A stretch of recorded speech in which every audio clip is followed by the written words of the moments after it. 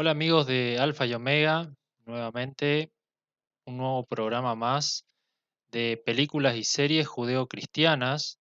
Hoy vamos a estar tratando el caso de Hijo de Dios del año 2014. Tal vez nunca hayan oído hablar de esta película, pero lo cierto es que está basada como en la miniserie de la Biblia, que ese tal vez sí sea un poquito más conocida, eh, pasó por la tele, qué sé yo, pero en realidad la película está basada en el último capítulo de la miniserie, donde agregaron cosas que no se vio en la miniserie, porque la serie solamente duraba 1 hora aproximadamente, pero esta película dura 2 horas y monedas, 2 horas y cuarto aproximadamente. Así que es medio complicada, o sea, es difícil de conseguirla, no es muy conocida la película. em, y fue dirigida por Roma Downey, quien a su vez hace de María, la madre de Jesús. ¿Qué pensé en un momento? eh, Podrían haber puesto a un personaje que no tuviera cirugías estéticas, porque la verdad que se nota mucho las cirugías que tiene esta mujer para actuar de alguien que hace 2000 años ni siquiera se imaginaban, creo yo, en las cirugías estéticas, ¿no? Más allá de los maquillajes, pero se nota mucho en la cara la cirugía, sí. El actor que hace de Jesús se llama Diogo Morgado, un actor portugués que no actuó en ninguna película conocida o serie conocida, por lo menos que yo conozca, ¿no? Busqué en Wikipedia las series y películas en las que actuó y no había escuchado absolutamente ninguna. La música fue compuesta por el espectacular Hans Zimmer. Solo busquen en Wikipedia la cantidad de éxitos de taquilla que compuso esta persona. No quiero nombrar a ninguna porque me voy a olvidar de muchísimas, porque todos los años saca un éxito de este hombre. O sea, películas no cristianas, sino que películas, pero que están siempre en cartelera, siempre las películas que se están esperando, este hombre compuso la música, ¿sí? Y los demás personajes son todos actores desconocidos. Y esto me llamó bastante la atención de que no hubiera un solo actor conocido en esta película. O sea, no, entonces no deberíamos esperar demasiado de la película, ¿sí? Si no tenemos ningún actor conocido. Pero podríamos llegar a sorprendernos, ¿no? La película en sí, como dije, es una adaptación de la miniserie de la Biblia del año 2013, que la trataré en algún momento. Así que si vieron la miniserie, se toparán con muchas partes iguales que aparecen en esta película. La película tuvo muchas críticas, o sea, muy severas, fue criticada por no tratarse de una película que te muestre a la persona de Cristo o los hechos más fehacientemente posibles.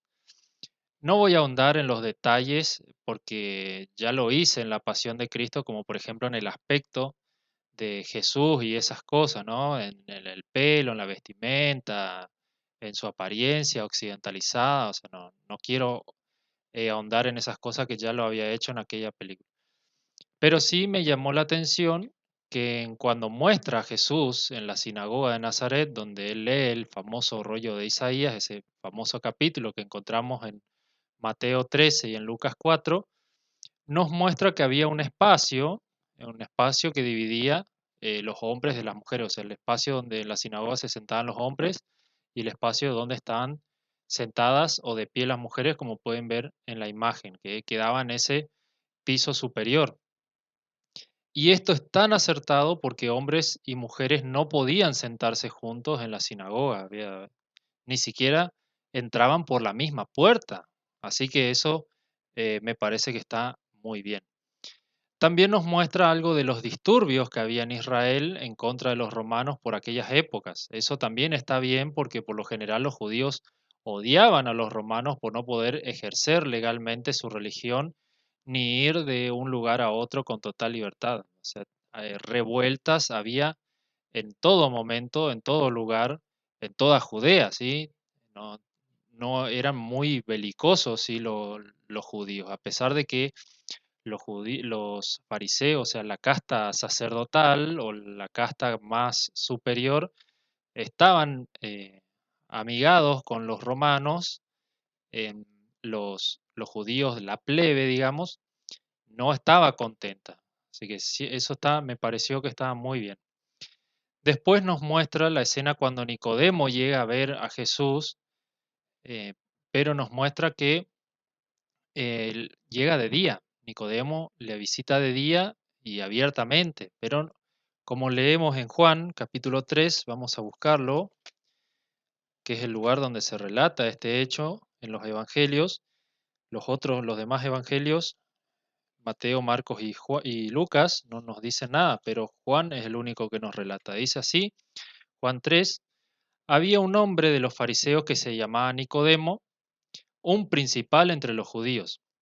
Este vino a Jesús de noche, fíjense, y le dijo, Rabí, sabemos que has venido de Dios como maestro, porque nadie puede hacer las señales que tú haces si no está Dios con él. O sea, él reconocía que Dios estaba con él a pesar de ser la casta de los fariseos que odiaban a Jesús, ¿sí?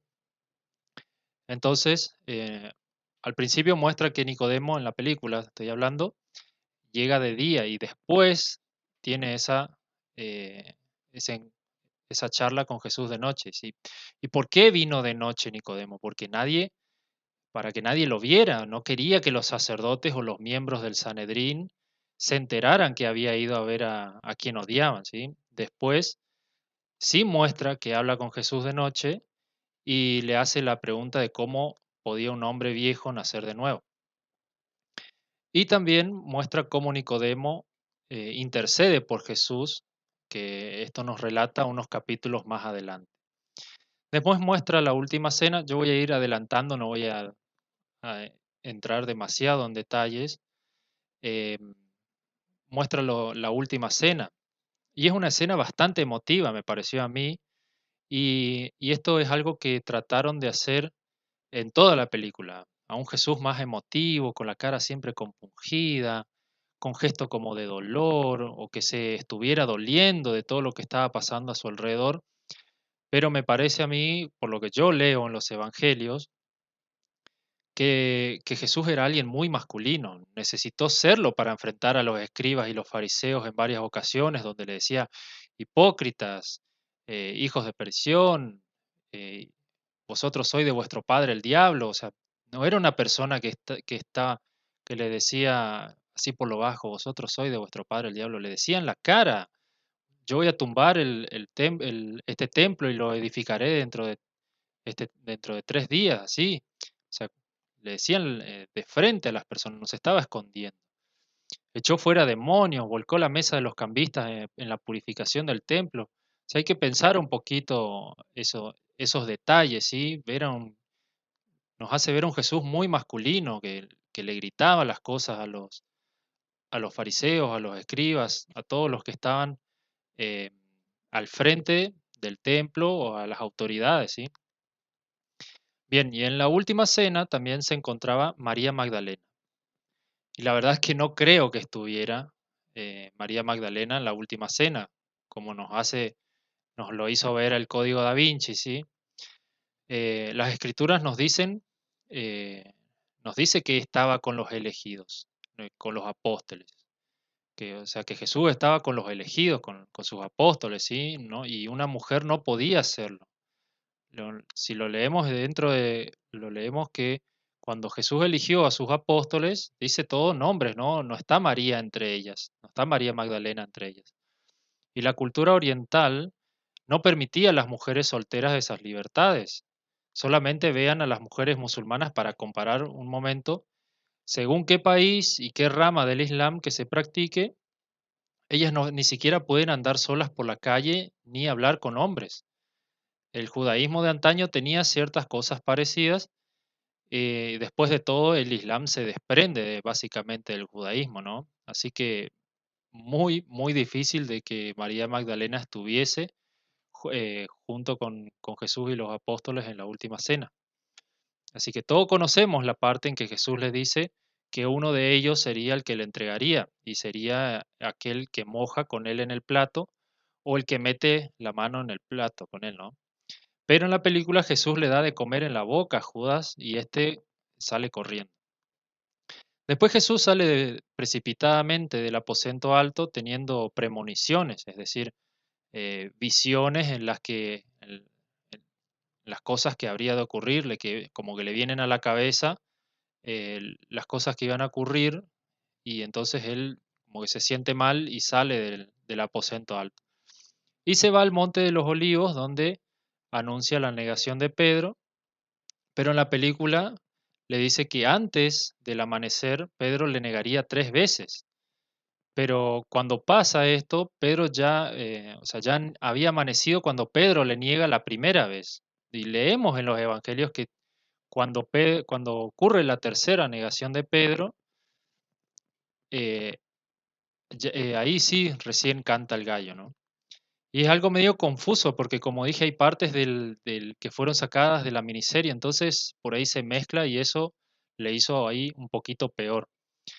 En la Pasión de Cristo dije eh, que en aquella oportunidad que muestra el Calvario de Jesús de una manera muy cruda, cómo le castigaban, cómo le pegaban, los latigazos, la sangre, las expresiones de dolor de Jesús, de cómo tiene que cargar con la cruz, eh, las expresiones de los demás personajes, y en esta como que falta esa chispa, ¿no? Como que sentir el dolor, como que ver lo dolido que estaba Jesús, lo castigado, y en este no es tan explícito, o sea, casi pecaría de demasiado en la pasión de Cristo cuando muestra a Jesús tan castigado, pero debió ser así, o sea, fue algo espantoso lo que tuvo que sufrir nuestro Señor.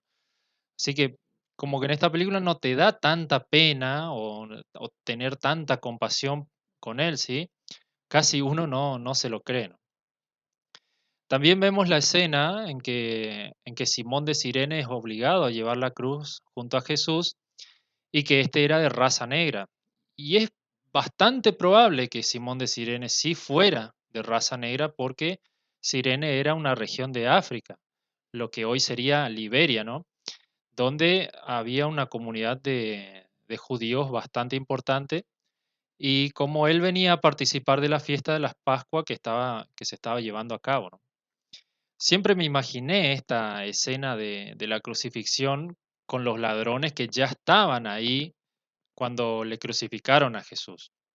Pero lo cierto es eh, que lo crucificaron después, o sea, que los ladrones fueron crucificados luego. O sea, vamos a leer Mateo 27, Mateo 27, el versículo 38 dice, entonces crucificaron con él a dos ladrones, uno a la derecha y otro a la izquierda. Y su paralelo es Marcos capítulo 15, versículo 27. Y que estos también le injuriaban, dice el verso 44 de Mateo. Lo siguiente, creo que en la pasión de Cristo es algo que ocurre, ¿sí? Y es que el cielo se cubre de tinieblas, o me parece que en la película de la pasión de Cristo viene un viento fuerte o algo así, no recuerdo bien. Y en esta película pasa muy rápido esta parte de cuando se cubre el cielo. O sea, en la película esta, cuando se cubre el cielo, ya enseguida, a los pocos momentos, muere Jesús. Pero si leemos Mateo 27, el versículo 45, un poquito más adelante, donde leímos recién, y desde la hora sexta hubo tinieblas sobre toda la tierra hasta la hora novena. La hora sexta eran las 12 del mediodía, porque los autores bíblicos pusieron cómo se medía el tiempo en vigilias romanas, y la hora novena eran las 3 de la tarde, hora en que se sacrificaba el cordero pascual y el momento en que el sumo sacerdote debía entrar para oficiar dentro del lugar santísimo. Y al morir Jesús se rasga el velo del templo, significando así que ahora, de ahora en más, teníamos acceso al Padre también. Y en la película muestra algo muy, muy rápido, una sucesión de hechos muy rápido, que se cubre el cielo, ocurre el terremoto y enseguida ya Jesús muere. Pero lo cierto es que Jesús estuvo 3 horas desde que se cubrió el cielo, estuvo 3 horas allí colgado, sufriendo, hasta que muere, ¿sí? Después que es sepultado y resucita, es María Magdalena quien va a ver el sepulcro vacío, siguiendo el texto de Juan. Vamos a leerlo. Juan capítulo 20. Juan 20, versículo 1. El primer día de la semana, María Magdalena fue de mañana, siendo aún oscuro, al sepulcro y vio quitada la piedra del sepulcro. Pero Marcos capítulo 16, vamos a leerlo también, Marcos 16, un poquito más atrás, Marcos 16, verso 1 nos dice otra cosa. Cuando pasó el día de reposo, María Magdalena, María la madre de Jacobo y Salomé compraron especies aromáticas para ir a ungirles. Y bueno, y ahí le dejo las otras referencias en los otros evangelios donde también nos dice que no solamente María Magdalena, sino María la madre de Jesús, o sea, como dice María la madre de Jacobo, era también la madre de Jesús, y esta Salomé habían ido a ver por la tumba. Entonces, he aquí un misterio. ¿Cuántas fueron las mujeres que fueron a ver la tumba de Jesús? Esta era una costumbre de judía de aquel tiempo, a pesar de que el Pentateuco prohíbe tocar los cuerpos muertos, ¿no? Ir a ver por los muertos y echarle especias aromáticas. Y la película termina con la ascensión a los cielos y se puede ver a Juan ya anciano, o sea, un poco más adelante, se puede ver a Juan anciano ya en la isla de Patmos, preso, quien apenas se lo ve en toda la película. Juan está por ahí, pero en ningún momento se lo nombra, sino que como el que más aparece es, eh, es Pedro, ¿sí?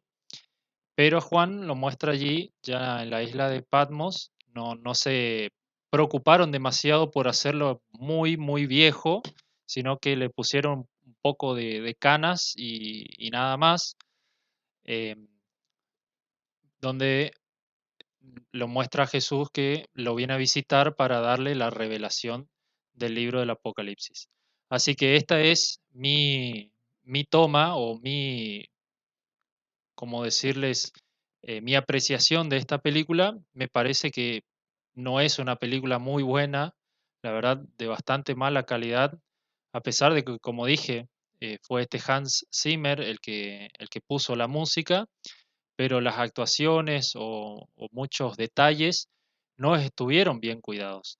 Así que no creo que sea una buena película para, como siempre se suele pasar, para las Pascuas o para fin de años, que suelen pasar películas cristianas así.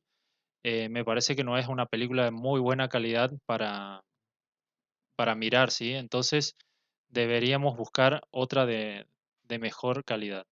Así que esto es todo. Muchas gracias y hasta la próxima.